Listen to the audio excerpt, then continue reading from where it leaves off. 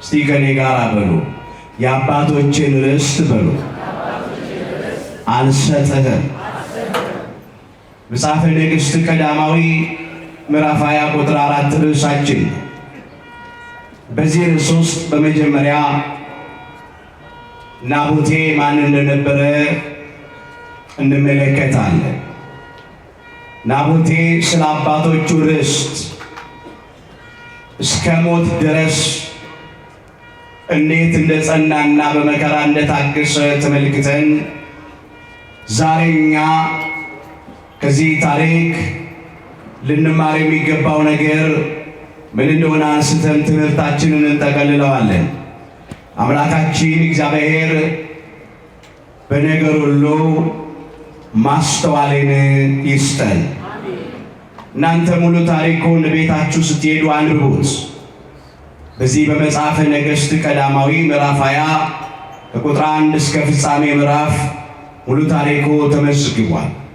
እኔ ከዚህ ታሪክ ክፍል ዋና ዋና ነገሮችን አነሳለሁ ጊዜ ለመሻማት። ታሪኩ እንደዚህ ይላል። ለኢይዝራኤላዊው ለናቡቴ በሰማርያ ንጉሥ በአክዓብ ቤት አጠገብ የወይን ቦታ ነበረው ይላል። ናቡቴ የሚኖረው በኢይዝራኤል ነው። ኢይዝራኤል ማለት እግዚአብሔር ይዘራል ማለት ነው። ኢይዝራኤል በሰሜን እስራኤል የሚገኝ ሸለቆ ነው። ረጅምና ሰፊ ሜዳ አለ። የተንጣለለ እርሻ ማሳ ማለት ነው። በዚያ በኢይዝራኤል ለናቡቴ በሰማርያ ንጉሥ በአክዓብ ቤት አጠገብ ከአባቶቹ የወረሰው የወይን አትክልት ቦታ ነበረ ይላል። ናቡቴ ኢይዝራኤል በመኖሩ ኢይዝራኤላዊ ተብሏል። በመኖሪያው ነዋሪውን መጥራት ልማድ ስለሆነ በኢትዮጵያ ኢትዮጵያውያን እንደምንባል ናቡቴ ከአባቶቹ የወረሰውን ርስት ተንከባክቦ ነው የያዘው። የሰማርያ ንጉሥ አክዓብ የናቡቴን ቦታ ተመለከተ ይላል። ስለዚህ በመጀመሪያ በስጦታ እንዲሰጠው ጠየቀው። ናቡቴ የአባቶችን ርስት አልሰጥም አለ። ወይም አለው በገንዘብ ሽጥልኝ አለው። ግምቱን ንገረኝና ገንዘብ ልክፈል ሽጥልኝ አለው። ናቡቴ በገንዘብም አልሸጥም አለ። ወይም የተሻለ ሌላ ቦታ ልስጥና በለውጥ ስጠኝ አለው። ናቡቴ ግን የአባቶችን ርስት አልሰጥም፣ በሌላም ቦታ አልለውጥም፣ በገንዘብም አልሸጥም አለ። ከአባቶች ርስት የሚበልጥብኝ ርስት የለም አለ። ስለዚህ አክዓብ ንጉሡ ተቆጣ፣ ተናደደ። ወደ ቤቱም ገብቶ በአልጋው ላይ ፊቱን ተሸፋፍኖ ተጋደመ ይላል። ምግብ አልበላም አለ፣ ውሃም አልጠጣም አለ። ኤልዛቤል ቀርባ አክዓብን ጠየቀችው። ለምንድን ነው እንዲህ የምትናደደው የምታዝነው?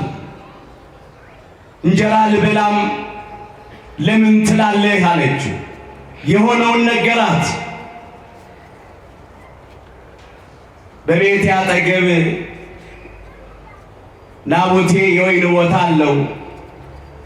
የወይን ቦታህን በስጦታ ስጠኝ ወይም በለውጥ ስጠኝ፣ ሌላ የተሻለ ርስት ልስጥህ፣ ወይም ደግሞ ግምቱን ንገረኝና ልክፈልና በገንዘብ ሽጥልኝ አልኩት። ሁሉንም እምቢ አለ። ስለዚህ የተናደድኩት አላት።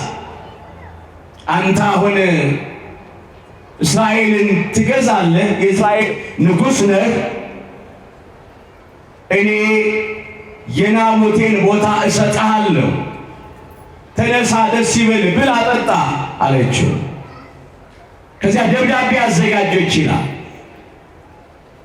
ደብዳቤው የተዘጋጀው በአክዓብ ስም ነው። ልክ አክዓብ እንደጻፈው ንጉሡ እንደጻፈ አድርጋ ማኅተም አተመችበት። በደብዳቤው እንዲህ ይላል ይዘቱ፣ የጾም አዋጅ ንገሩ ይላል። የምን አዋጅ? የጾም አዋጅ። አሁን መልካም ነገር ይመስላል። የጾም አዋጅ ንገሩ። ከዚያ ቀጥሎ ምን ይላል? ናቡቴ በሕዝብ ሁሉ ፊት አቆሙትና ምናምንቴዎች፣ ሐሰተኞች ምስክሮች አቅርባችሁ በሐሰት አስመስክሩበት። ምን ብላችሁ? ናቡቴ እግዚአብሔርንና ንጉሡን ሰድቧል ብለው ይመስክሩበት። ሁለት ምናምንቴ ምስክሮች። ከዚያም በድንጋይ ወግራችሁ ግደሉት ይላል። ከላይ ግን ሽፋኑ የጾም አዋጅ ነው የሚለው። ኤልዛቤላውያን ንጹሐን ሰዎችን ለማሳደድ ለመግደል ሲፈልጉ ከላይ የሚያውጁት አዋጅ እንዲህ መልካም የሚመስል አዋጅ ነው። ውስጡ ግን ሞት ነው ያለበት። ውስጡ ጥፋት ነው ያለበት። እነኛ ሽማግሌዎች፣ ከበርቴዎች ልክ ኤልዛቤል እንዳዘዘቻቸው በደብዳቤ ውስጥም እንደተጻፈው ይላል። ሁለት ምናምንቴ ሰዎች አቆሙ፣ የሐሰት ምስክሮች። ከዚያ ናቡቴ ተጠርቶ ቆመ። ሕዝብ ተሰብስቧል። እነኛ ሁለት ምናምንቴ ምስክሮች በሐሰት በተራ መሰከሩበት። ናቡቴ እግዚአብሔርን ሰድቧል አሉ። እግዚአብሔርን የሚፈራ ሰው እኮ ናቡቴ ንጉሡን ሰድቧል አሉ። ንጉሥን እኮ የሚያከብር ሰው ነው። እግዚአብሔርን የሚፈራውን ሰውን የሚያፍረውን ናቡቴን እግዚአብሔርንና ንጉሥን ሰድቧል ብለው በሐሰት መሰከሩበት። ይህም ብቻ አይደለም፣ በድንጋይ ተወግሮ ተገደለ። በአባቶቹ ወይን ቦታ በአባቶቹ ርስት ላይ በኢይዝራኤል ተገደለ። ከዚያ መልእክት ላኩ። እነኛ የንጹሑን የናቡቴን ደም በግፍ እንዲፈስ ያደረጉ ሽማግሌዎች፣ ከበርቴዎች ኤልዛቤል ደስ ይበላት ብለው ሕሊናቸውን ሽጦ ማለት ነው ናቡቴ ሞቷል ብለው መልእክት ላኩላት። ከዚያ ኤልዛቤል ያን መልእክት ተመልክታ ለአክዓብ ነገረችው። አክዓብ ደስ ይበልህ፣ በስጦታ አልሰጥህም ያለ፣ በሌላ ቦታ አልለውጥም ያለ፣ በገንዘብም አልሸጥህም ያለውን ርስት አሁን ሂድና ውረሰው፣ የሚጠይቅህ የለም፣ እሱ ሞቷል አለች። እሰጥሃለሁ ያለችው ኤልዛቤል ናቡቴን አስገድላ ነበር። አክዓብ የናቡቴን ቦታ ሊወርስ ናቡቴን አስገድሎ ወደዚያ ገሰገሰ። ያን ጊዜ ቲስቢያዊው ቀናተኛው ነቢይ በየዓመቱ በዚህ በታኅሳስ 1 ቀን የልደቱን መታሰቢያ የምናደርግለት ነቢየ እግዚአብሔር ቅዱስ ኤልያስ ሊቋቋሙ መጣ። ከእግዚአብሔር ታዞ እግዚአብሔር እንዲህ አለው፣ ነቢዩ ኤልያስ አክዓብ ናቡቴን አስገድሎ የናቡቴን ርስት ሊወርስ በዚህ አለና ሂድና እንዲህ በለው፣ ገድለኸው ወረስከውን በለው አለው። የናቡቴን ደም እንዳፈሰስክ ያንተ ደም ይፈሳል። የናቡቴን ደም ውሾች እንደላሱት ያንተን ደም ውሾች ይልሱታል ብለህ ንገረው አለ። ነቢዩ ኤልያስ እየበረረ ከእግዚአብሔር ታዞ መጣ ወደ ንጉሱ ወደ አክዓብ። ነቢዩ ኤልያስ ንጉስ ብሎ አይፈራም። እሱ የሚፈራው እግዚአብሔርን ነው። እውነት ይናገራል፣ እውነት ይመሰክራል። እዚያ ቆሞ እንዲህ አለው። ሲያየው ንጉሱ አክዓብ ነቢዩ ኤልያስን ሲያየው ጠላቴ ሆይ አገኘኸኝን አለው። ምን ያለው? እስቲ በደንብ በሉ። ምን ያለው? ጠላቴ ያለው። ለአክዓባውያን እንደ ነቢዩ እንደ ቅዱስ ኤልያስ ያሉ ሰዎች እንደ ጠላት የሚሆኑባቸው እውነት የሚናገሩ የእግዚአብሔር አገልጋዮች ቅዱሳን ነቢያት፣ ቅዱሳን ሐዋርያት፣ ጻድቃን፣ ሰማዕታት ለአክዓባውያን ለጨካኞቹ፣ ለጣዖት አምላኪዎቹ፣ ለኤልዛቤላውያን፣ ለጣዖት አምላኪዎቹ፣ ለዘማውያኑ፣ ለነፍሰ ገዳዮቹ፣ በንጹሐን ደም ለሚታጠቡት ጠላቶች ሆነው ነው የሚታዩት። ዛሬም የዘመኑ አክዓባውያንና ኤልዛቤላውያን እውነተኞቹን የእግዚአብሔርን አገልጋዮች እንደ ጠላት ነው የሚያዩዋቸው። አይወዷቸው፣ አይፈልጓቸው። እንግዲያውማ አክዓብ ቢገባው ኖሮ ነቢዩ ቅዱስ ኤልያስ ወዳጁ እንጂ ጠላቱ አልነበረም። ከውድቀቱ እንዲነሳ፣ ከርኩሰቱ እንዲቀደስ፣ ከበደሉ እንዲመለስ የሚመክረው፣ የሚያስተምረው፣ የሚገስጸው የእግዚአብሔር ሰው ነው ነቢዩ ኤልያስ። ግን አክዓብ ነቢዩ ኤልያስን እንደ ጠላት አየው። መጽሐፍ ምን ይላል? በበሩ አደባባይ የሚገስጸውን ጠሉ ይላል። እውነት የሚናገረውንም ተጸየፉ ይላል ትንቢተ አሞጽ ምዕራፍ 5 ቁጥር 11 ላይ። ብዙዎች ዛሬም በበሩ አደባባይ የሚገስጸውን ይጠላሉ፣ እውነት የሚናገረውንም ይጸየፋሉ። ባለ ጉልበታቸው በመሳሪያቸው ያስራሉ፣ ያሳድዳሉ፣ ይገድላሉ። አክዓባውያን ይሄ ነው ጠባያቸው። ጠላቴ ሆይ አገኘኸኝን አለው። ነቢየ እግዚአብሔር ቅዱስ ኤልያስ ደግሞ አክዓብን እንዲህ አለ፣ በእግዚአብሔር ፊት ክፉ አድርገሃልና አግኝቼሃለሁ አለው። ካንተ ቤተሰብ ከታሰረውም ከተለቀቀው ወንዱን ሁሉ እጠርጋለሁ፣ ወንድ አይገኝም። አንተ ናቡቴን እንዳስገደልክ አንተም ትሞታለህ፣ ደምህን ውሾች ይልሱታል፣ ኤልዛቤልም ውሾች ይበሏታል፣ ስም አጠራሯ ይጠፋል ብሎ ተናገረ። መጽሐፍ ምን ይላል? በእግዚአብሔር ፊት ክፉን ያደርግ ዘንድ ኤልዛቤል እንደነዳችው እንደ አክዓብ አይነት ሰው አልነበረም ይላል። ማን እንደነዳችው? ኤልዛቤል እንደነዳችው። እግዚአብሔር አምላካችን እንደ እንስሳ ከመነዳት ሁላችንንም ያድነን።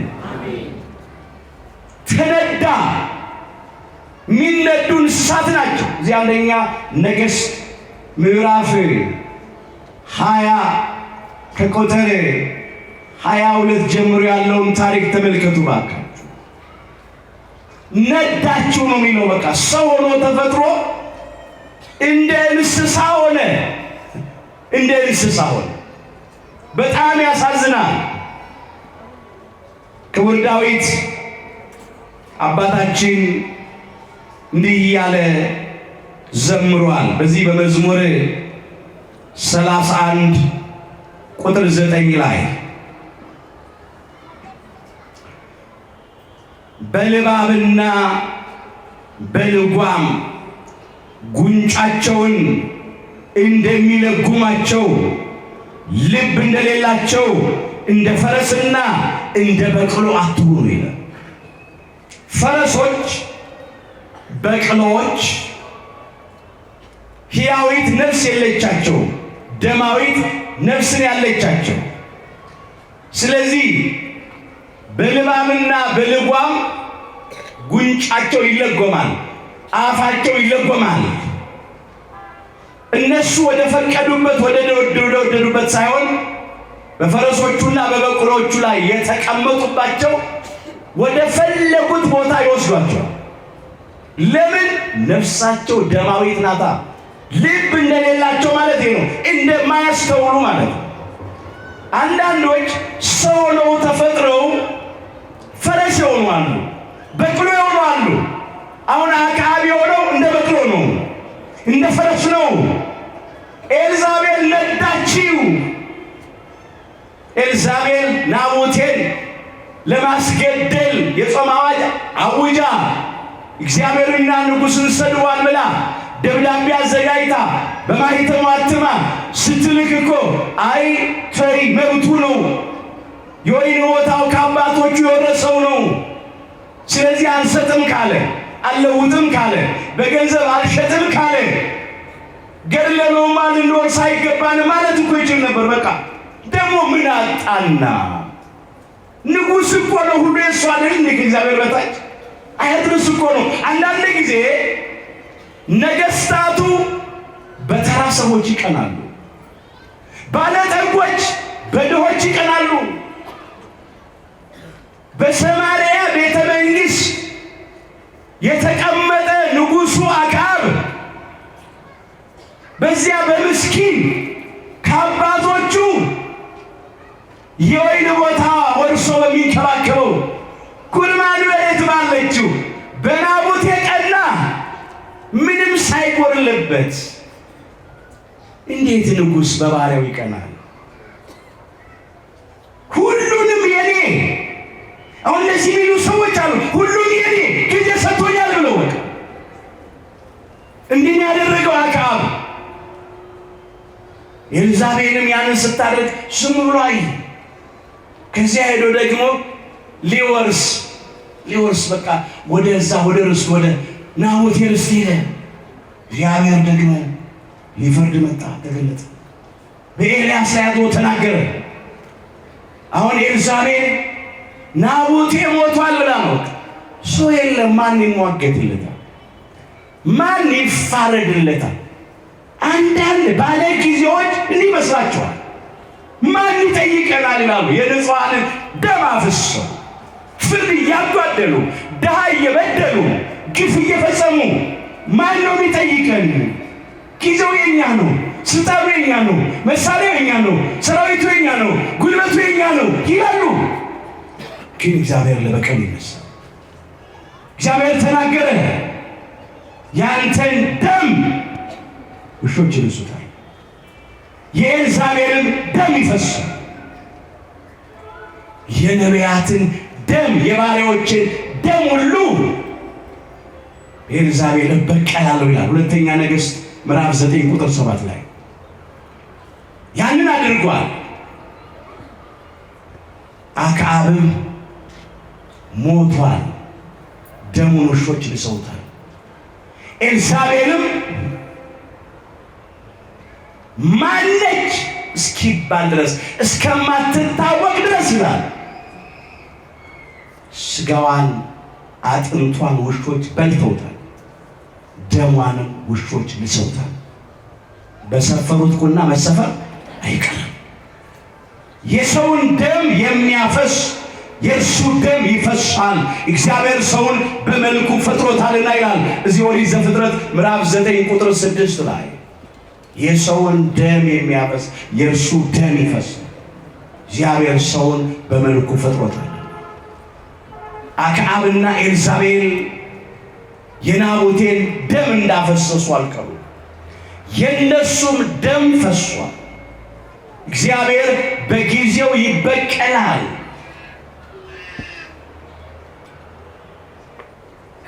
የእግዚአብሔር የበቀል ጊዜ አለ፣ የፍርድ ጊዜ አለ። አንዳንድ ጊዜ እግዚአብሔር እንደማይሰማ ዝም ይላል፣ ይታገሳል። ትዕግስት የባህሪው ስለሆነ ብዙ ዘመን ስለሚሸክም ፈጥኖ ስለማይፈርድ፣ ግን እግዚአብሔር ጊዜውን ጠብቆ ይፈርዳል። ከእጄ የሚያመልጥ የለም ይላል ትንቢተ ኢሳይያስ ምዕራፍ 43 ቁጥር 13። ከእግዚአብሔር እጅ የሚያመልጥ ሰው የለም። መስሏቸውን እነ አክዓብ መስሏቸውን እነ ኤልዛቤል ግን አላመለጡም። ለትንሽ ጊዜ ይመስላል፣ ግን እግዚአብሔር ጊዜውን ጠብቆ ይፈርዳል። ታሪኩ ባጭሩ ይመስላል። ከዚህ ታሪክ ምን እንማራለን? ብዙ ማለት ይቻላል፣ ግን ወደ እኛ ሕይወት እናምጣው። ጊዜ ለመሻማት ነው። ዛሬ በዘመናችን እግዚአብሔር የሚፈልገው እንደ ናቡቴ አይነት ሰው ነው። እንደ አክዓብ ያሉ ብዙ አሉ በዓለማችን ውስጥ። እንደ ኤልዛቤል ያሉ ጨካኞች ብዙ አሉ። አሁን እግዚአብሔር እንደ ናቡቴ ያለ ሰው ይፈልጋል። ምናምንቴ ምስክሮች፣ የሐሰት ምስክሮች ሞልተዋል። እነሱን አይደለም እግዚአብሔር የሚፈልገው። እነኛ የንግሥቲቱ የኤልዛቤልን ፈቃድ የሚፈጽሙ ሕሊናቸውን የሸጡ ሽማግሌዎች፣ ከበርቴዎች አይነቶች ሞልተዋል። አሁን እግዚአብሔር እንደ ናቡቴ አይነት ሰው ይፈልጋል።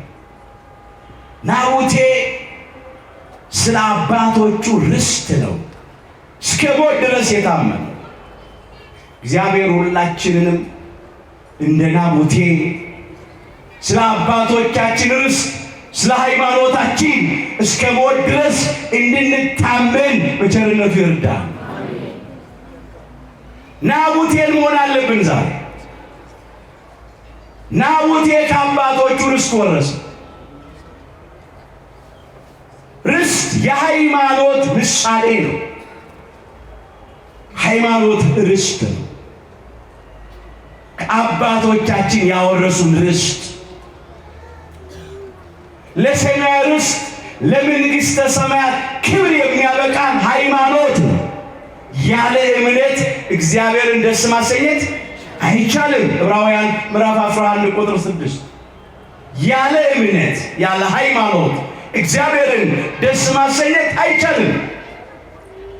ሃይማኖትን ደግሞ ያወረሰን ማን ነው ስንል ሃይማኖትን ያወረሱን አባቶቻችን ቅዱሳን ነቢያት ናቸው። አባቶቻችን ቅዱሳን ሐዋርያት ናቸው። አባቶቻችን ጻድቃን ሰማዕታት ናቸው። እውነተኞቹ ሊቃውንተ ቤተክርስቲያን ናቸው። እውነተኞቹ የሃይማኖት አባቶች ናቸው። የእግዚአብሔርን ቃል የተናገሯችሁን ዋኖቻችሁን አስቡ፣ የኑሯቸውንም ፍሬ እየተመለከታችሁ በእምነታቸው ምሰሏቸው። ዕብራውያን ምዕራፍ 13 ቁጥር 7 የእግዚአብሔርን ቃል የተናገሩን ዋኖቻችን የሚባሉ በመጀመሪያ ቅዱሳን ነቢያት ናቸው። ሁለተኛ ቅዱሳን ሐዋርያት ናቸው። ኋላ ጻድቃን ሰማዕታት ናቸው። የእግዚአብሔርን ቃል የተናገሩንን ዋኖቻችንን ቅዱሳን ነቢያትን እናስብ፣ ቅዱሳን ሐዋርያትን እናስብ፣ ጻድቃን ሰማዕታትን እንመልከት። የኑሯቸውን ፍሬ እየተመለከታችሁ የምናቸውን ፍሬ የኑሯቸውን ፍሬ ናቡቴ ከአባቶቹ ርስት ከዚያ ወይን ቦታ የሚበላውን ፍሬ ያውቃል። ፍሬውን ስለሚያውቅ የፍሬውን ጣዕም ያውቀዋል። የወይኑን ፍሬ ጣዕም ያውቀዋል። እኛም ከአባቶቻችን ርስት ከአባቶቻችን ሃይማኖት ያገኘነውን ፍሬ እናውቀዋለን። በአባቶቻችን ሃይማኖት ስንኖር ሕይወት አለ፣ ድህነት አለ፣ ፈውስ አለ፣ የእግዚአብሔር በረከት አለ፣ ሰላም አለ፣ እረፍት አለ፣ ደስታ እርካታ አለ፣ መጽናናት አለ። በአባቶቻችን ርስት በአባቶቻችን ሃይማኖት ስንኖር እግዚአብሔር የምድሩን በረከት ያበላናል፣ የሰማዩንም ርስት ያወርሰናል። እሺ ብትሉ ብትታዘዙ የምድርን በረከት ትበላላችሁ። ትንቢተ ኢሳይያስ ምዕራፍ 1 ቁጥር 19 የመታዘዝ ውጤት ነው። በሃይማኖት ለእግዚአብሔር ከተገዛን፣ ለአምልኮቱ ከተንበረከክን፣ በምግባር ለእግዚአብሔር ከታዘዝን፣ ፈቃዱን ከፈጸም፣ እንደ ቃሉ ከኖርን በሁለት ዓለም ተጠቃሚዎች ነው። የምድር በረከት እንበላለን፣ የሰማይን ርስት እንወርሳለን። በሰላም በደስታ እንኖራለን። የሚያስጨንቀን ነገር አይኖርም። ናቡቴ በቁሙ የአባቶቹን ወይን ቦታ ነው አስቦ የአባቶችን ርስት አልሰጥም ማለት ከአባቶች ርስት ምንም አይበልጥብኝ ማለት እሱ ያሰበው በቁሙ ያንን ምድራዊ ርስት ነው። እኛ አሁን ከምንም በላይ የምናስበው ሰማያዊን ርስት መንግሥተ ሰማያትን የምንወርስበትን ከአባቶቻችን የወረስነውን ርስት ሃይማኖት ነው። አባቶቻችን ሃይማኖትን አውርሰውናል። ያውም ሃይማኖት ሲያወርሱን ውድ ዋጋ ከፍሎ ነው።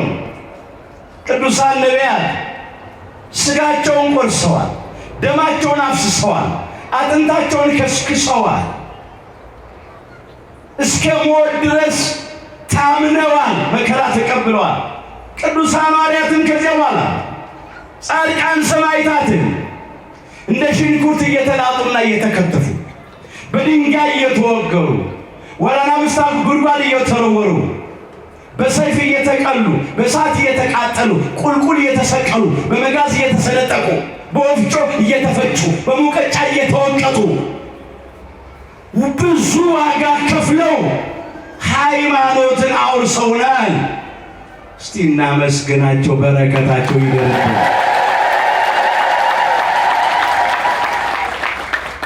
እቺ ሃይማኖት እቺ ርስት እኛ ዘመን እንዲሁ አልደረሰችም። ብዙ ዋጋ ተከፍሏል። በብሉይ ኪዳን ነቢያት፣ በአዲስ ኪዳን ራሱ መስራቿ አምላካችን ጌታችን መድኃኒታችን ኢየሱስ ክርስቶስ ቅዱስ ሥጋውን ቆርሶ ክቡር ደሙን አፍስሶ ነፍሱን ለመስቀል ሞት አሳልፎ ሰጥቶ ነው የመሰረታት። ከዚያም ቅዱሳን ሐዋርያት እኛ ዘመን የደረሰችው በብዙ መከራ አልፋ ነው። ዛሬም እንኳ ብዙ መከራ አለ። ክርስታችን ሊነቅሉን ይፈልጋሉ። ክርስት ሃይማኖት ነው። ምን ይላል መጽሐፍ? በሐዋርያትና በነቢያት መሰረት ላይ ታንጻችኋል፣ የማዕዘኑም ራስ ድንጋይ ኢየሱስ ክርስቶስ ነው ይላል ኤፌሶን ምዕራፍ 2 ቁጥር 20 ላይ። ምን ማለት ነው?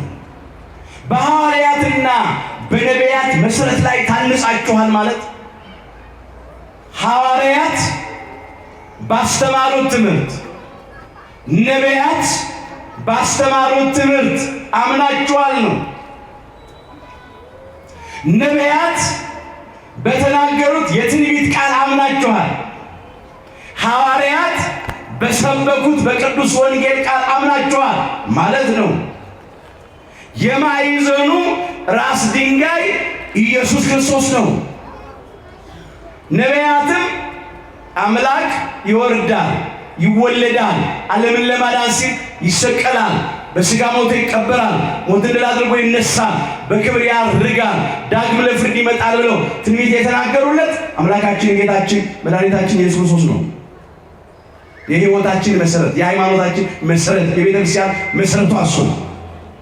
ቅዱሳን ሐዋርያትም ከነቢያት በኋላ አምላክ ወረደ፣ ተወለደ፣ ዓለምን ለማዳን ሲል በዕለተ ዓርብ በቀራንዮ መስቀል ላይ ተሰቀለ፣ በሥጋ ሞቶ ተቀበረ፣ ሞትን ድል አድርጎ በሦስተኛው ቀን ተነሳ፣ በክብር አረገ፣ በአብ ሪና ተቀመጠ፣ ዳግም ለፍርድ ይመጣል፣ ለእያንዳንዱ እንደየሥራው መጠን ያስረክባል ብለው የሰበኩት ነው። በሐዋርያትና በነቢያት መሰረት መታነጽ ማለት በእነሱ ትምህርት ማመን ነው። በእነሱ እምነት ጸንቶ መኖር ነው። የእነሱን አምላክ እያመለኩ መኖር ነው። የእኛ አምላክ የአባቶቻችን የቅዱሳን ነቢያት አምላክ እግዚአብሔር፣ የቅዱሳን ሐዋርያት አምላክ እግዚአብሔር፣ የጻድቃን የሰማዕታት አምላክ እግዚአብሔር ነው። ክብር ምስጋና ይግባው። እሱን እያመለክን ነው። የአባቶቻችን ርስት ነው። ግን ከአባቶቻችን ርስት የሚበልጥ ርስት አንፈልግም። እኛ ከአባቶቻችን የሚበልጥብን ሃይማኖት የለም በፍጹም። የተሻለ ርስት እኮ ልስጥህ እኮ አለ አክዓብ። እንለዋወጥ ለውጥ። እኛ ሃይማኖት አንለውጥ። ለምን? ከአባቶቻችን የተሻለ ሃይማኖት የለም።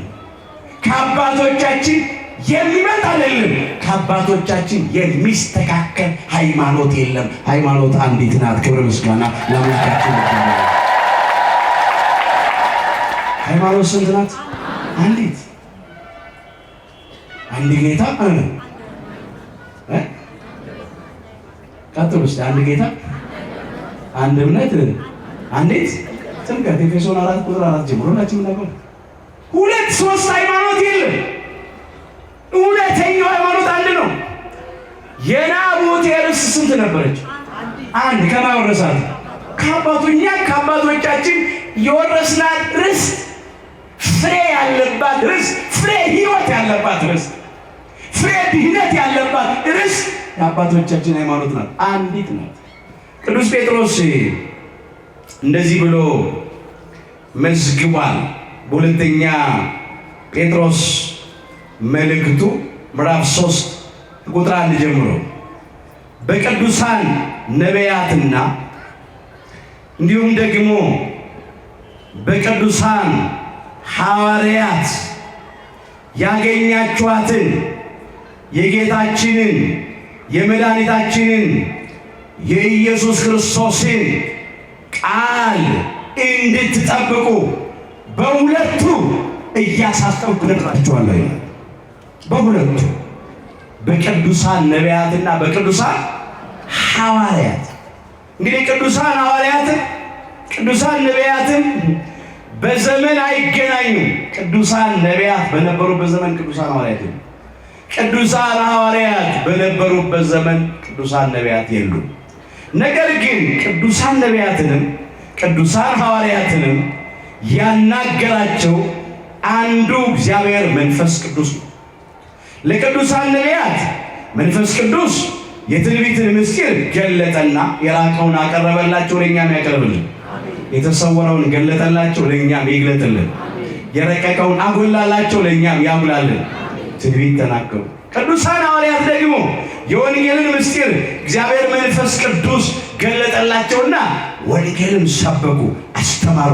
ለብዙ ሰዎች መዳን ምክንያት ይህንን ነው ቅዱስ ጴጥሮስ ያነሳው። በቅዱሳን ነቢያት አስቀድሞ የተነገረውን ኋላም ደግሞ በቅዱሳን ሐዋርያት የተነገረውን ቃል እያነሳ በሁለቱ እያሳሰብኳችሁ ቅን ልቡናችሁን አነቃቃለሁ። ስለዚህ ያንን ይዘን ነው የምንጓዘው። ሌላ ነገር አንከተልም። ናቡቴን እናስበው። ናቡቴ ከአባቶቼ ርስት የሚበልጥ ርስት የለም ነው ያለው። ስለዚህ እኛም ከአባቶቻችን የሚበልጥብን ሃይማኖት የለም። ስለ አባቶቹ ርስት እስከ ሞት ድረስ እንደተጋደለ መከራ እንደተቀበለ እኛም ደግሞ ስለ አባቶቻችን ሃይማኖት እስከ ሞት ድረስ መጽናትና መታመን አለብን። የያዕቆብ ወንድም የይሁዳ መልእክት አንድ ምዕራፍ ነው ያለው። ቁጥር 3 ጀምሮ እንደዚህ ይላል።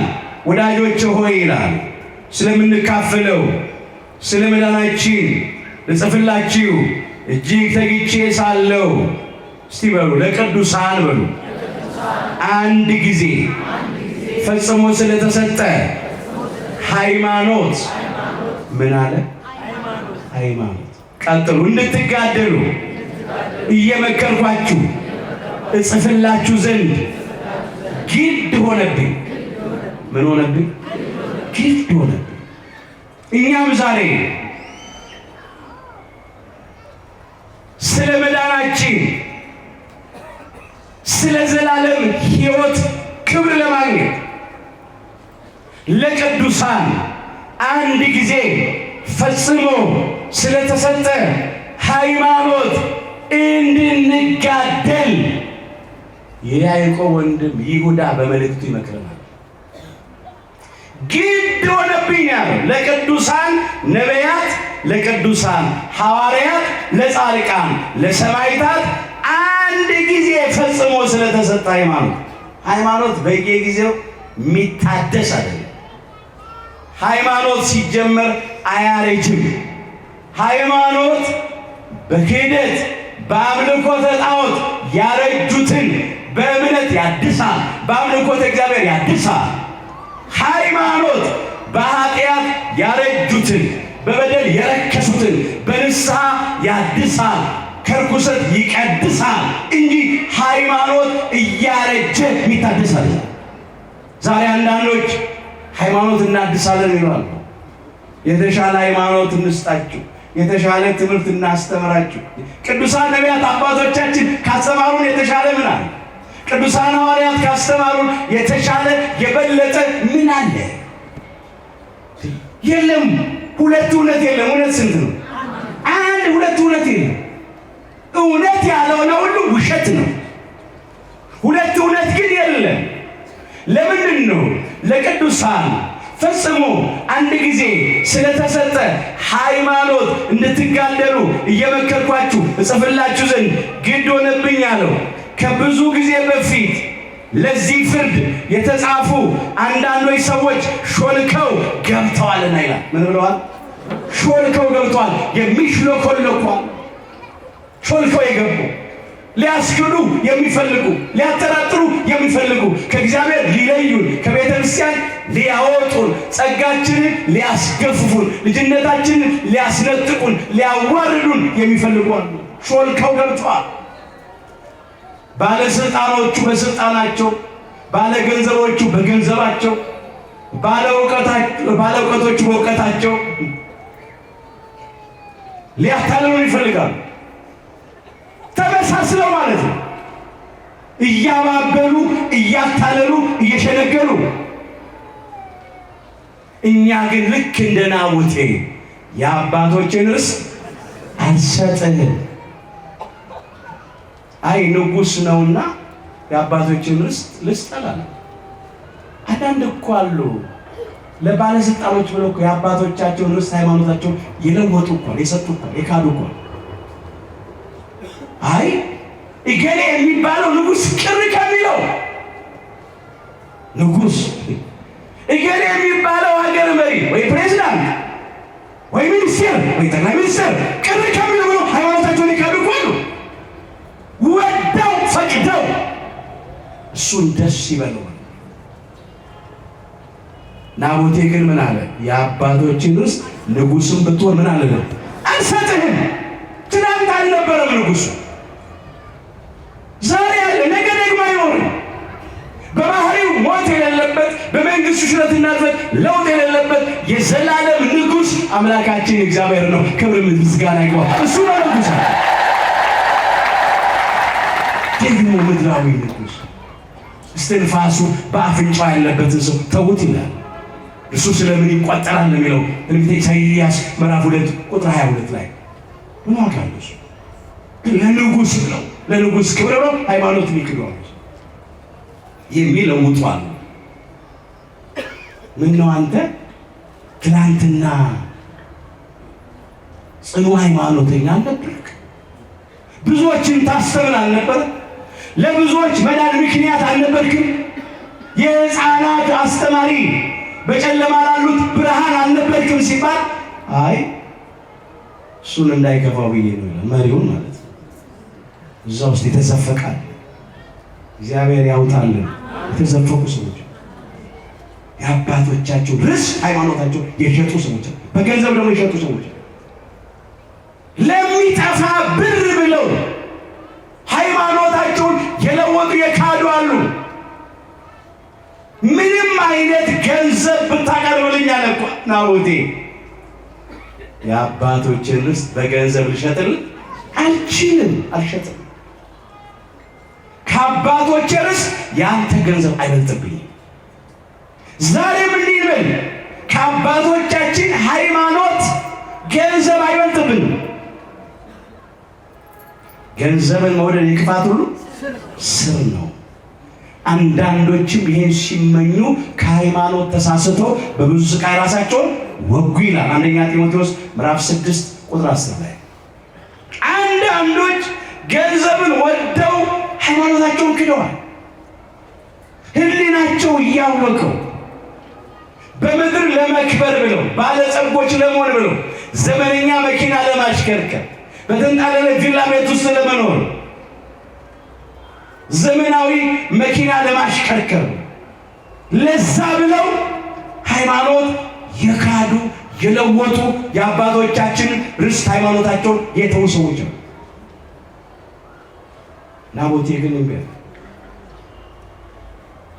አንዳንዶች ለሚፈነግል ወንበር ብለው ደግሞ የዘንድሮ ስልጣን የዛፍ ላይ እንቅልፍ እኮ ሰው ዛፍን አምኖ ዛፍ ላይ ይተኛል።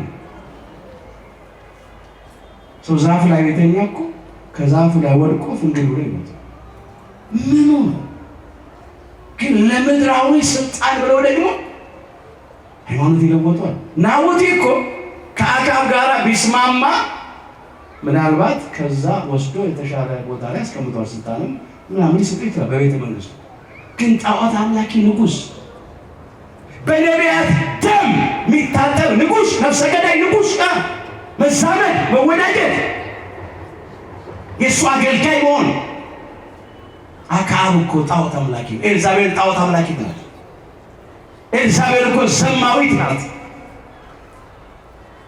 ኤልዛቤል እኮ በንጹሐን ደም የምትታጠብ ነፍሰ ገዳይ እኮ ነው። ናቡቴ ግን በፍጹም ከጣዖት አምላኪያን ጋር ከነፍሰ ገዳዮች ጋር ህብረት የለኝም። ለየራሱ የአባቶቼን ርስት አልሰጥም። እስከ ሞት ድረስ ታመነ። እስከ ምን ድረስ? እስከ ሞት ድረስ ታመነ። እስከ ሞት ድረስ መታመን። ምን ያህል መጽሐፍ ልዩ ልዩ አይነት በሆነ በእንግዳ ትምህርት አትወሰዱ። ልባችሁ በጸጋ ቢጸና መልካም ነው እንጂ በመብል አይደለም። በዚህ የሚሰሩባት አልተጠቀሙምና ይላል ዕብራውያን ምዕራፍ 13 ቁጥር 9 ላይ። ልዩ ልዩ አይነት በሆነ በእንግዳ ትምህርት አትወሰዱ። ብዙ የእንግዳ ትምህርት አለ። የጥርጥር፣ የሐሰት፣ የክህደት ትምህርት በየመንደሩ አለ። ልባችሁ በጸጋ ቢጸና መልካም ነው።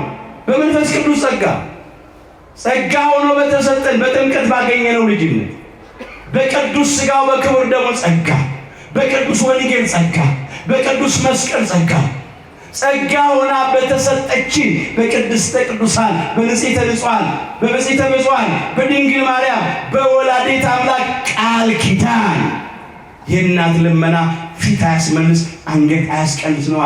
ሲሆን በውድ ሳይሆን በግድ ነው። እሷን ይዘን የምናጣው ነገር የለም። ክብር ይግባት ቅድስተ ቅዱሳን ድንግል ማርያም ከአምላካችን በመስቀል ስር በሐዋርያውና በወንጌላዊ በቅዱስ ዮሐንስ ወልደ ነጎድጓድ በኩል የተሰጠችን ስጦታችን፣ ሽልማታችን፣ አክሊላችን፣ ክብራችን፣ ሞገሳችን ናት እመቤታችን። ልባችሁ በጸጋ ቢጸና መልካም ነው እንጂ በመብል አይደለም። በሚሻግት እንጀራ ብለን ብል በሚበላው ጨርቅ ብለን ለሚጠፋ ብር ብለን የአባቶቻችንን ርስት ልንሰጥ ልንለውጥ ልንሸጥ አይገባም። የአባቶችን ርስት አልሰጥም።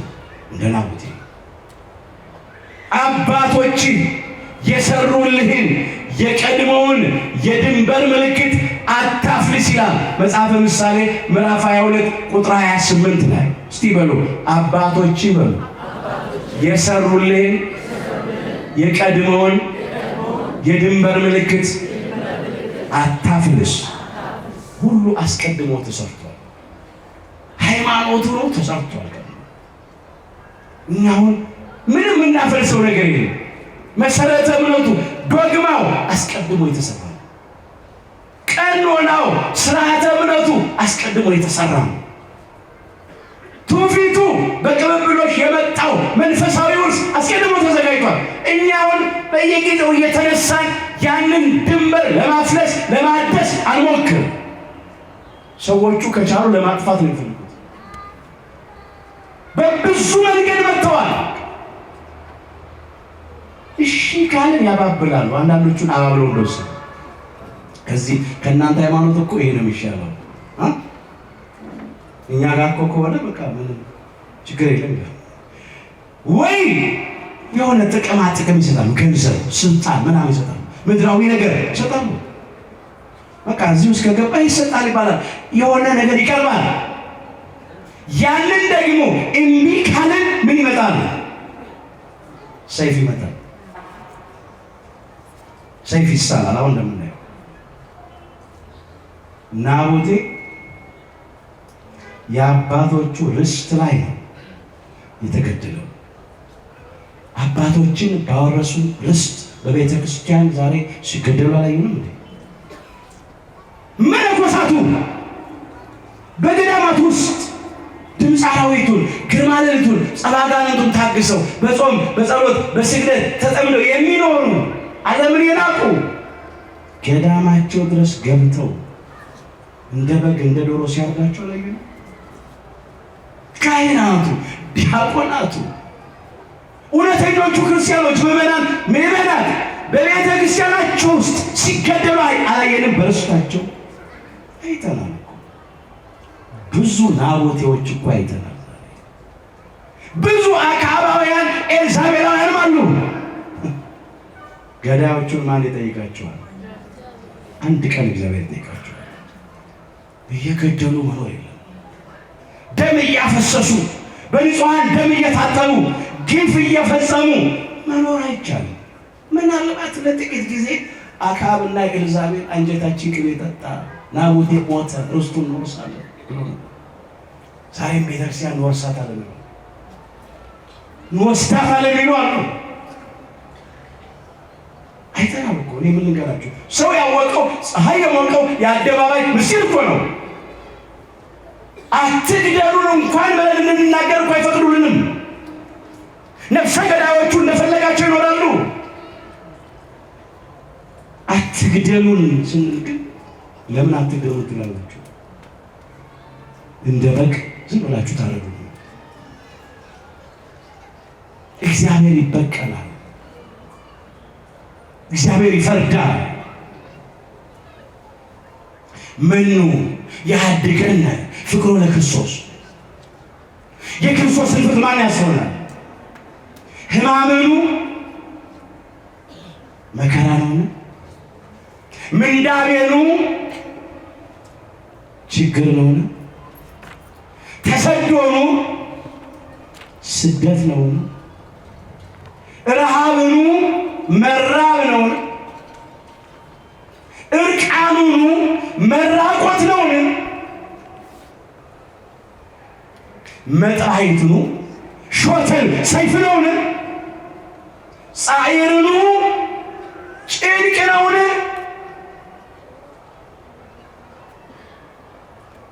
በከመይ መጽሐፍ እንዳለ መጽሐፍ ምን አለ? በእንቲአከ ይቀትሉነ ኩሉ አሜረ። ስላንተ ቀኑን ሁሉ ይገድሉናል። ዕለት ዕለት ለሞት የሚያደርስ መከራ እንቀበላለን ሲል ነው። ወኮነ ከመ አባግዕ ዘይጠብሑ አለ። እንደሚታረዱ በጎች ሆነናል። ከዳዊት መዝሙር 43 ቁጥር 22 ላይ ነው ቅዱስ ጳውሎስ ስሙ አምጥቶ የመዘገበው። ሮሜ ምዕራፍ 8 ቁጥር 35 ጀምሮ የክርስቶስን ፍቅር ማን ያስተውላል? ከክርስቶስ ፍቅር ማን ይለየናል? መከራ ነው፣ ችግር ነው፣ ስደት ነው፣ መራብ ነው፣ መራቆት ነው፣ ሰይፍ ሾተል ነው፣ ጭንቅ ነው። መጽሐፍ እንዲህ እንዳለ ስላንተ ሁልጊዜ ይገሉናል። ናቡቴ እኮ በምድር ስላለ ወይን ቦታ እኮ ነው የአባቶችን ርስት አልሰጥም አልለውጥም አልሸጥም ብሎ እስከ ሞት ድረስ የተማረ። እኛማ የቱ ያለው እንታመለስ ነገር። ስለዚህ እናስበው ናቡቴ ዛሬ መታሰቢያውን ስናደርግ እኛም ሃይማኖታችንን እያጸናን መሆን አለበት እንጂ በጥቃቅን መከራዎች፣ ችግሮች እየካድን አይደለም። እንደ አክዓብ ያሉ እንደ ኤልዛቤልም ያሉ ማጥፋታቸውን በተው ጊዜ ይጠፋሉ። አንተ ሳትጠፋ የምታጠፋ አንተም ወንጀል ሳይደረግብ ወንጀል የምታደርግ ወዮል ይላል። ማጥፋትን በተውክ ጊዜ ትጠፋለህ። መወንጀልህንም በተውክ ጊዜ ትወነጀላለህ ይላል ትንቢተ ኢሳይያስ ምዕራፍ 33 ቁጥር 1 ጀምሮ። አክዓብና ኤልዛቤል በእነሱ ላይ ጥፋት ሳይደረግ የሚያጠፉ ነበሩ። በእነሱ ላይ ወንጀል ሳይደረግ ሰዎችን የሚወነጅሉ ነበሩ። ግን ጽዋው ሲሞላ አጥፊዎቹ ጠፉ፣ ወንጃዮቹ ተወነጀሉ። የንጹሐንን ደም እንዳፈሰሱ የእነሱም ደም ፈሰሰ። እግዚአብሔር እውነተኛ ዳኛ ነው። ለሰው ፊት አይቶ አያዳላም። አንዳንድ ምናምንቴ ምስክሮች አሉ። ምናምንቴዎች ከመሆን ያድነን። ራሱ ቃሉ የሚለው ታሪኩ ምስክር ምናምንቴ ሰዎች፣ ሐሰተኞች፣ በቃ ልክ እንደ እውነት አድርገው። አሁን እኮ አንዳንድ ጊዜ ፍርድ ቤት ውስጥ ዳኞች ይቀመጣሉ፣ ይሰየማሉ። የሐሰት ምስክር ይዘጋጃል። ምን ኤልዛቤል እንዳዘጋጀች ናቡቴ እግዚአብሔርንና ንጉሥን ምን ብሏል? ሰድቧል። አሁን ናቡቴ እግዚአብሔርን ሰድቧል። ምን ብሎ? ናቡቴ ንጉሡ አክዓብን ሰድቧል። ምን ብሎ? ናቡቴ እኮ ያለው አንድ ነገር ምን ነው? የአባቶችን ርስ አልሰጥም፣ እሱ ግን ስድቦል። ዛሬ በሃይማኖታችን አንሰጥም፣ አንለውጥም፣ አንሸጥም ብለን ካልን፣ እውነት ከመሰከርን፣ ፍቅር ከዘራን፣ ጽድቅ ካደረግን እንደ ወንጀለኛ ነው የምንቆጠረው በዚህ ዓለም ውስጥ። ስለዚህ የውሸት ክስ ይዘጋጃል። የውሸት ክስ ይጻፋል። ጸሐፊዎች አሉ። የውሸት ክስ ደብዳቤው እኮ ማለት እሱ ዶሴ ነው። ከዛ የሐሰት ምስክሮች ደግሞ ይገዛሉ፣ ይቆማል። ምናምን መስክሩ ይባላል። ሕሊናቸውን የሸጡ ሰዎች ደግሞ አሉ። መጽሐፍ ግን ይላል እውነትን ግዛት እንጂ አትሽጣት ይላል። ምሳሌ 23 ቁጥር 23 ላይ እውነትን ግዛት እንጂ አትሽጣት። አበውም እኮ ብለዋል እውነትን ተናግሮ የመሸበት ምንም ቢመጣ እውነት ማን ነው? እሱ እግዚአብሔር እኮ። እውነት ደግሞ አርነት ያወጣል። ግን አንዳንዶቻችን እየዋሸ በሐሰት የሐሰት ምስክር ይገዛል፣ ይቆማል። ከዛ ልክ እንደ እውነት አድርጎ ይመሰክር። ወገኖች የታሰሩ ሁሉ ወንጀለኞች እንዳይመስሏችሁ። አንዳንድ ጊዜ ንጹሐኑ እስር ቤት ሆነው ወንጀለኞቹ ውጭ እንደፈለጋቸው ይመላለሱ ያለ ጥያቄ። የዓለም ዳኝነት እኮ አስቸጋሪ ነው። ዓለም እኮ በርባንን ፈታ ለቃ ንጹሕን አምላክ ሰቅላ የገደለች ነች። የሰላምን አምላክ፣ የሰላምን አባት፣ የሰላምን አለቃ፣ የሰላምን ንጉሥ ሰላማዊ ኢየሱስ ክርስቶስን ሰቅላ ገደለች።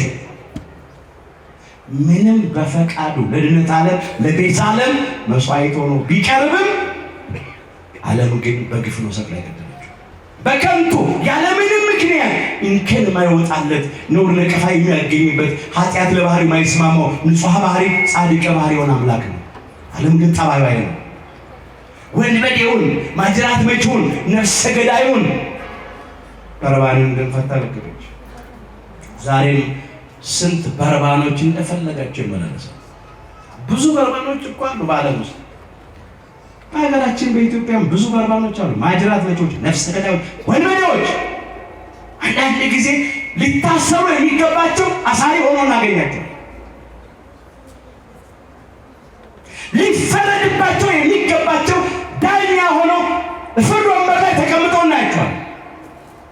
ሊጠየቁ የሚገባቸው አቃቤ ሕግ ያለ እነሱ ግን ሕግ እየጠቀሱ በንጹሐን ላይ ሲያስፈርዱ እናያለን፣ እንሰማለን። ምንም አይፈጸም ግፍ አለ።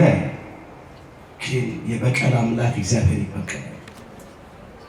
ጊዜውን ጠብቆ ይበቀላል። የናቡቴንም እንዲሁ እንደፈሰሰ ደሙን ያፈሰሱ ደማቸው ፈሱ። ዛሬም አንዳንድ ጊዜ ስናይ ምን ነው የት ነው ያለው እግዚአብሔር? ምን እስክንሆን ድረስ ነው እንላለን። ግን እግዚአብሔር ጊዜ አለ። የእኛ ድርሻ መታመን ነው፣ መጽናት ነው፣ መጠበቅ ነው። እስቲ በሉ የተሰጠህን አደራ በሉ ጠብቅ። አንደኛ ጢሞቴዎስ ምዕራፍ 6 ቁጥር 20 የተሰጠህን አደራ ምን በል ጠብቅ። ናቡቴ ከአባቶቹ የሰጠውን አደራ ምን አደረግ? ጠብቅ። በሕይወት እያለው የአባቶችን ርስት አልሰጥም፣ በሌላ ቦታ አልለውጥም፣ በገንዘብም አልሸጥም። እኛ አደራችን አባቶቻችን ነው ሃይማኖትን አደራ ያለው ለሚቀጥለው ትውልድ ማስረከብ አለብን። እነሱ ብዙ ዋጋ ከፍለው አስረክበውናል። ብዙ ዋጋ ከፍለው በማይመች ነገር ውስጥ ነው ብላችሁ እኛ ካወቅንበት እኮ ብዙ የሚመች ነገር አለ። ሃይማኖትን ለማውረስ ስርዓትን ለማውረስ ለትውልዱ በጣም ብዙ የሚመች ነገር አለ። ግን አንዳንዶቻችን ሰንፈን እግዚአብሔር በእውነት እንደ አባቶቻችን ያለ ጽናት ለሁላችን ይስጠን። የአባቶችን ርስት አልሳትም። የመጀመሪያ እምነታችን እስከ መጨረሻ አጽንተን ብንጠብቅ የክርስቶስ ተካፋዮች ሆነናል ይላል እዚህ ዕብራውያን ምዕራፍ 3 ቁጥር 14 ላይ። የመጀመሪያ ሃይማኖታችን እስከ መጨረሻ እውቀታ ድረስ አጽንተን ብንጠብቅ የክርስቶስ ተካፋዮች ሆነናል። ገብቶ ከመውጣት አምኖ ከመካድ ጀምሮ ከማቋረጥ እግዚአብሔር ሁላችን ይሰውረን። ነበርኩ ማለት አይሰራም፣ ሆኖ መገኘት ያስፈልጋል። አሁን ብዙ ሰዎች የዛሬን ያደርገውና እንዲህ ነበርኩ ይላል። እሱ ዋጋ የለውም፣ ትርጉም የለውም። ሆኖ መገኘት ያስፈልጋል። ይሰማላችሁ፣ ብዙ ነገር ትሰማላችሁ። እሱማ የዛሬን ያደርገውና የዛሬው ሰይጣን ዲያብሎስ የቀድሞ እኮ ሳጥናኤል ነበር፣ የመላእክት አለቃቸው ነበር። በትዕቢቱ አምላክነትን ቀምቶ ለመውሰድ ሽቶ ላይነሳ ወድቋል፣ ላይከብር ተዋርዷል፣ ተመልሶ ላይገባ ወጥቶ ቀርቷል። ነበርኩ አይሰራም። እንዲህ የሚሉ ሰዎች ስላሉ አሁን ያስቆሮቱ ይሁዳ ከ12 ሐዋርያት አንዱ ነበርኩ ማን ይሰማዋል? የበላበትን ወጭት የሰበረ ነው፣ የጎረሰበት የነከሰ ነው፣ የታጠበበትን የረገጠ ነው፣ ጸጋውን ያክፋፋ ነው፣ የዘላለሙን ጌታ በ30 ብር የሸጠ ነው፣ አምላኩን በመሳም አሳልፎ የሰጠ ነው። ጨው ሆነ አልጫውን ዓለም አጣፍጥ ተብሎ ለራሱ አልጫውን እንኳን ያው ለተፈተ ብርሃን ሆነ በወንጌል ብርሃንነት በፍቅር ብርሃንነት ጨለማውን ዓለም አብራ ተብሎ ለራሱ የጨለመበት ሐዋርያ ነበርኩ ቢል ማን ነው? እና አርዮስ ወልድ ፍጡር ያሉ ከሊቃውንቱ አንዱ ነበር ቢል ማንም አይሰማቸው። እነ ንስጥሮስ ድንግል ማርያም ወላዲተ አምላክ አትባልም የሚሉ ከጳጳሳት ነበር ነው ቢሉ ማንም አይሰማቸው። ነበርኩ አይሰራም። አሁን መነኩሴ ነበርኩ፣ ካህን ነበርኩ፣ መሪጌታ ነበርኩ፣ ሰባኪ ነበርኩ፣ ዘማሪ ነበርኩ፣ ዘማሪት ነበርኩ፣ ዲያቆን ነበርኩ፣ ቆራቢ ነበርኩ፣ ያልደረስኩበት ገዳም የለም ይሏቸዋል። ግን ሃይማኖታቸውን ወይ አሳልፈው ሰጥተዋል፣ ወይ በሌላ ሃይማኖት ለውጠዋል፣ ወይ በገንዘብ ሸጠዋል። ከአባቶቻቸው ርስት ተነቅለዋል። ከአባቶቻቸው ርስት ተነቅለው የጠላት መጫወቻ የሆኑትን እግዚአብሔር ከዚያ መልሶ ያምጣል። የአባቶችን ርስት አንሰጥም። አንደኛ ነገሥት ምዕራፍ 20 ቁጥር 4 ሁላችን ከውድቀታችን ተነስተን ከርኩሰታችን ተቀድሰን ወደ አባቶቻችን ወደ ካህናት ቀርበን ኃጢአታችን ሁሉ ተናዘን ቅዱስ ሥጋውን በልተን ክቡር ደሙን ጠጥተን መንግሥቱን እንድንወርስ ስሙን እንድንቀድስ ኃያሉ እግዚአብሔር አምላካችን በቸርነቱ ይርዳን። የሁላችንን መጨረሻችንን አምላካችን እግዚአብሔር በቸርነቱ ያሳምርልን። ይቆያል።